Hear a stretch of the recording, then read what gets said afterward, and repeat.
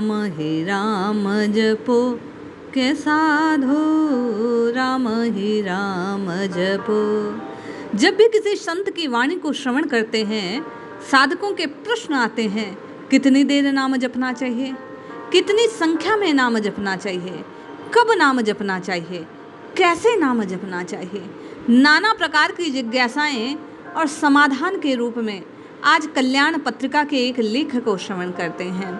नाम जप की संख्या से अधिक महत्वपूर्ण जो तत्व नाम की सिद्धि में सहायक है, आज उसे जानने का प्रयास करते हैं। जय श्री हरि। पूज्य गुरुदेव के चरणों में बारंबार प्रणाम।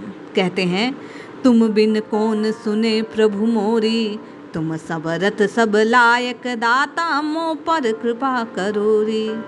दास की विपत निवारण कीजे, अर्ज करूं कर जोरी। तुम बिन कौन सुने प्रभु मेरी। नाम जप की सिद्धि को ये भाव आवश्यक है।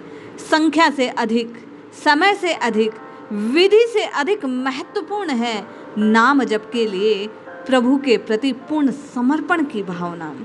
जब तक व्यक्ति पूर्ण रूपेण ईश्वर के प्रति समर्पित नहीं होता, जब तक वह अन्य धर्मों, अन्य कर्मों, अन्य आश्रयों का सहारा लेता है, तब तक अपना हाथ पैर अपनी सुरक्षा में पटकता रहता है। वह स्वयं की शक्ति पर आश्रित रहता है। ईश्वर उसकी मदद के लिए नहीं आते। व्यक्ति जब अहंकार रहित होकर शून्य की स्थिति में आकर असहाय और अकेला होकर ईश्वर को पुकारता है, तभी ईश्वर उसकी मदद को खड़े दिखाई देते हैं। भागवत पुराण के 8वें स्कंद में गजेंद्र की कथा सार गर्भित और व्यंजनापूर्ण इसी बात की पुष्टि करती है।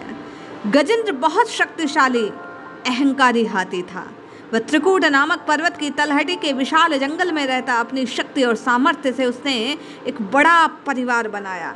उसकी कई हथनी पत्नियां और कई हाथी पुत्र थे। जब वह चलता तो पर्वत भी उसकी चाल की धमक से कांप जाते, शहर भी उससे भयभीत होते। उसे अपनी शक्ति का भरोसा और अहंकार। एक बार गजेंद्र कई हाथी और हथनियों के साथ बगल के सरोवर में पानी पीने गया। स्वच्छ पानी देखकर स्नान करने लगा, पूरे सरोवर को गंदा कर दिया। गजेंद्र पानी में मस्त होकर हथनियों पर पानी उछालने लगा। इसी बीच एक मगरमच्छ ने उसका पैर मुंह में दबा लिया। गजेंद्र संघर्ष करने लगा। ये संघर्ष लगभग 1000 वर्ष तक चलता रहा। धीरे धीरे गजेंद्र अपने को कमजोर असहाय महसूस करने लगा। प्रारंभ में उसने परिवार के सारे हथनियों हाथियों को साथ दिया, परंतु फिर उसे अकेला छोड़कर चले गए। मरने वाले का कौन साथ देता है भला। गजेंद्र का सारा अहंकार समाप्त होने लगा। वह बिल्कुल अकेला दीनहीन हो गया।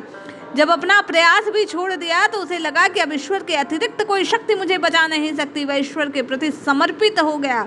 समर्पित होकर प्रार्थना करने लगा, हे प्रभु, मैं अकेला और असहाय हूँ। मेरे तुम्हारे अलावा इस दुनिया में कोई नहीं। मेरी रक्षा कीजिए, मुझे बचा लीजिए प्रभु। ईश्वर को समर्पित भक्त के वश में होते हैं। श्री राम स्वयं कहते हैं, काम आदि मद दम्भ न जाके, ताते निरंतर बस में ताके। अरे प्रभु तो एक बार की पुकार सुनकर भी दौड़े आते हैं। गजेंद्र के आर्त वचन को सुनकर प्रभु दौड़े आए, उसको मगर के उस फांस से मुक्त कर दिया। इसी प्रकार यदि आप और मैं नित्य निरंतर सब सहारों को त्याग कर केवल और केवल शरणागत के भाव से प्रभु को पुकारते हैं, तो निश्चय जानिए एक पुकार जो आप और मैं समर्पित भाव से, शरणागत के भाव से निरप्रयोजन होकर, निर्दम्भ बनकर, अहंकार का त्याग करके जपेंगे, तो आपका और मेरा जपना सार्थक हो जाएगा।